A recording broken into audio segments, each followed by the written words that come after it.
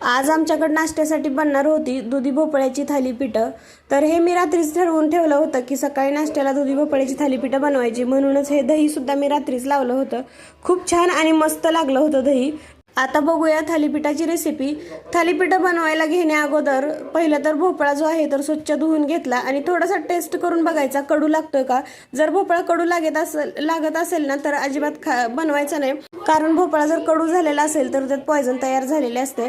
हा भोपळा कडू नव्हता लागत म्हणून मी स्वच्छ असा धुवून घेतला, अर्धा कट करून घेतला, त्याचबरोबर लसूण आणि मिरचीचा ठेचा करून घेतला आणि मग हा जो भोपळा होता तर तो कट केलेला त्याचं मस्त असं सालं वगैरे काढून घेतला आणि किसून घेतला। आता किसून घेतलेल्या भोपळ्यामध्ये इथं मसाले घालायचे। इथं मी हळद घातली, मीठ घातलं, तुमच्याकडे असेल तर धने जिरे पावडर पण घालू शकता। त्याचबरोबर लसूण मिरचीचा ठेचा टाकला, वरून टाकलं 2 चमचे बेसनाचं पीठ, 4 ते 5 चमचे बाजरीचं पीठ टाकलं आणि त्याचबरोबर गव्हाचं पीठ टाकलं। तुमच्याकडे असेल तर ज्वारीचं पीठ टाकू शकता, त्याचबरोबर नाचणीचं तांदळाचं कोणतंही पीठ वापरू शकता आणि त्याचबरोबर स्वच्छ अशी धुवून बारीक चिरलेली कोथिंबीर त्यामध्ये टाकली आहे। त्या मॉइश्चरमध्ये सुरुवातीला मळून घ्यायचं आणि लागलं तर पाणी थोडंसं वापरायचं।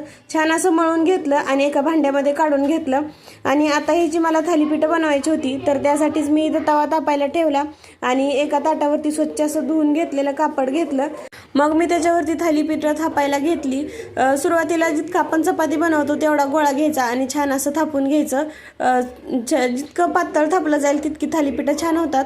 थापून घेतलेली जी थालीपीठं आहेत तर ती तापलेल्या तव्यावरती भाजून घ्यायची। तुम्हाला हवं असेल तर तूप टाकू शकता, पण मी तर तेल टाकून भाजलेली। खूप छान आणि मस्त एकदम हेल्दी असा नाश्ता तयार झाला होता। मुलांना पण खूप जास्त आवडलं होतं आणि शौर्याच्या टिफिनला पण आज थालीपीठच दिली होती। तर दुधी भोपळ्याचे आपल्या शरीराला खूप फायदे होतात। दुधी भोपळ्यामध्ये 96% पाणी आणि दुधी भोपळ्यामध्ये 96% पाणी असतं आणि कॅलरीजचं प्रमाण ही खूप जास्त कमी असतं, त्यामुळे आपल्या शरीरातील उष्णता कमी होण्यास मदत होते।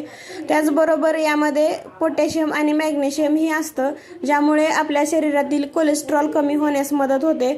त्याचबरोबर यामध्ये असलेल्या मॅग्नेशियम आणि पोटॅशियममुळे आपल्या शरीराला खूप फायदे होतात। त्याचबरोबर याच्यामुळे पोट देखील खूप जास्त वेळ भरलेलं राहतं आणि वजन कमी होण्यासही खूप जास्त मदत होते। तर दुधी भोपळ्याचा हा हेल्दी नाश्ता नक्की बनवून बघा आणि व्हिडिओ जर आवडला असेल तर चॅनलला सबस्क्राईब करा। Bye bye.